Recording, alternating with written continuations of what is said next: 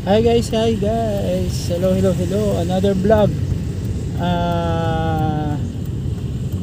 Naalala ko, may series of in-upload tayo bago na suspend yung ating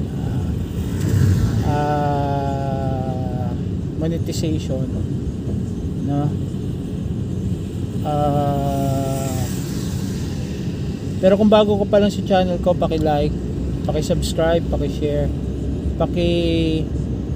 hit na rin ang notification bell para ma-update ka sa mga bagong videos na i-upload ko. And then pwede rin po mag-comment, pwede magtanong, sikapin natin masagot. Okay, ano yung sinasabi ko? Regarding celebrity reservice, remember, 3 official na po yung aking na-upload na in-interview sila, sinare ko, no?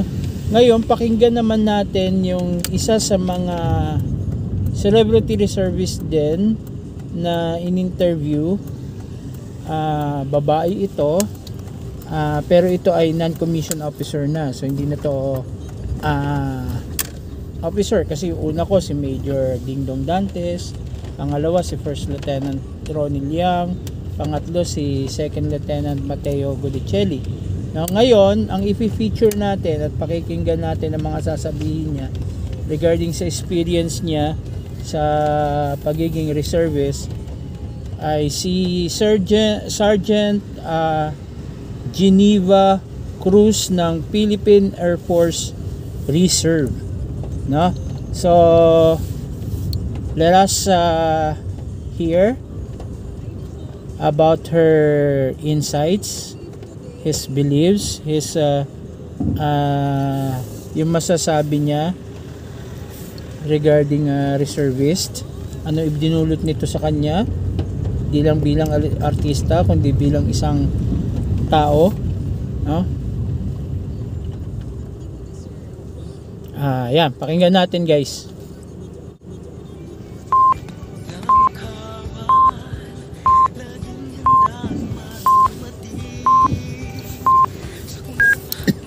Samantala, masasabing napakalaki ng pagkakaiba ng mundong ginagalawan ni Miss Geneva Cruz bilang showbiz personality sa kanyang paglilingkod bilang isang reservist. Subalit para sa kanya, pareho lamang ang layunin ng mga larangang ito sa aspeto ng paglilingkod. I think that bata pa lang ako, nire-represent ko na ang bansang Pilipinas dahil nung nasa Smoky Mountain Group po ako, nagpunta na kami ng Indonesia at ibang bansa pa to represent the Philippines, pati doon sa New York din, doon sa World Summit for Children, sa UNICEF. And also, I competed din sa very first Voice of Asia in Kazakhstan, Russia ng time na yun. And nanalo po ako. So I think ito pong pagiging member ko ng Philippine Air Force, ito po yung exclamation point. Dun na po ako talaga, parang dun ako nanggaling and dun pa rin ako dinala sa pag-serve sa aking bayan. So that's why it feels natural to me itong ginagawa ko ngayon dito sa Philippine Air Force Reserve. Nagsimula ang showbiz career ni Geneva Cruz bilang nag-iisang batang miyembro ng grupong Smoky Mountain noong dekada 90. Gamit ang kanyang magandang tinig, naging kinatawan rin siya ng bansa sa mga international singing competition. Kalaunan ay pinasok rin niya ang mundo ng pag-arte. Bukod dito, si Geneva ay isa ring ina sa kanyang mga anak na solo niyang itinataguyod. I'm in my 40s and many people think that women should just stay at home. And most especially, pag nasa 40s ka na, matanda na raw yun and all that. And I just wanted to prove to myself that I can be better than who I was before, that I could be stronger, I could be wiser. And gusto ko rin na maka-encourage ng kapwa ko, mga kababaihan, na hindi pa tapos ang laban, hindi pa tapos ang buhay natin, kaya pa nating mahalin ng mas mahalaga ang mga sarili natin para makatulong tayo sa ibang tao. At of course, yung pamilya natin. Ang pagpasok niya sa Philippine Air Force Reserve Force ay nagdala ng mga pagbabago sa buhay ni Geneva. Nakilala sa mundo ng reservist bilang Sergeant Geneva Cruz, Philippine Air Force Reserve.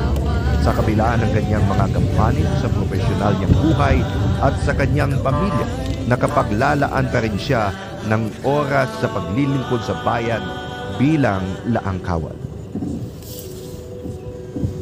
It boils down to yung ano bang mga importante sa akin, 'di ba? Yung everything is about time management naman. I think being a mother makes it easier for me to handle my schedules really well. So basta tamang oras, gigising, take care of my 9-year-old daughter, and then go about my day. The night before, I plan my day.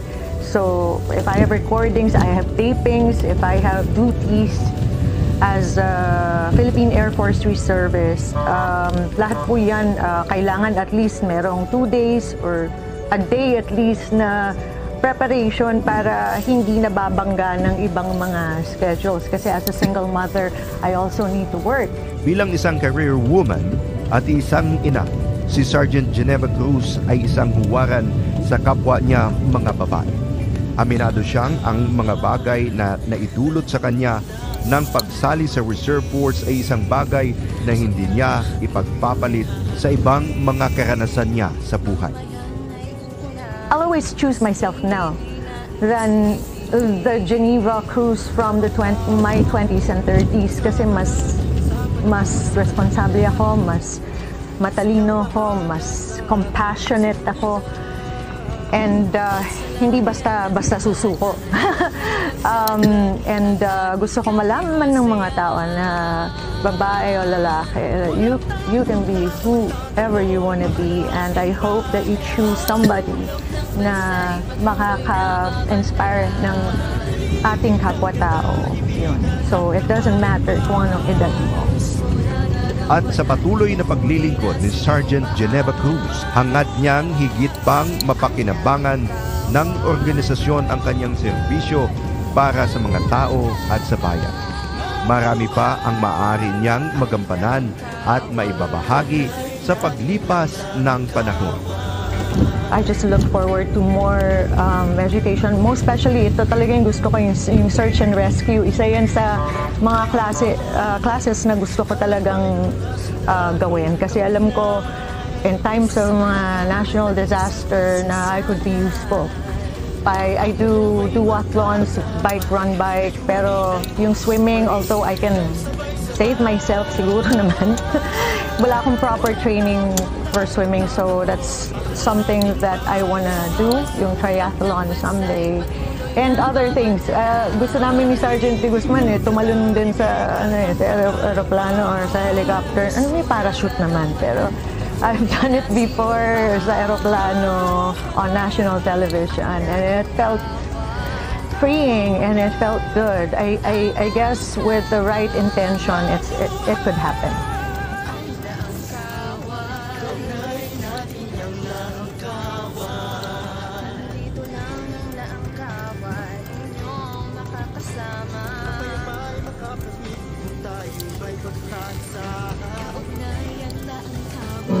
Enjoyed this video?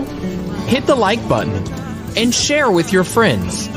Also, subscribe to our channel for more videos like this. Thanks for watching. Okay, salamat po ng marami sa inyo sa pagsubaybay, sa pagsuporta.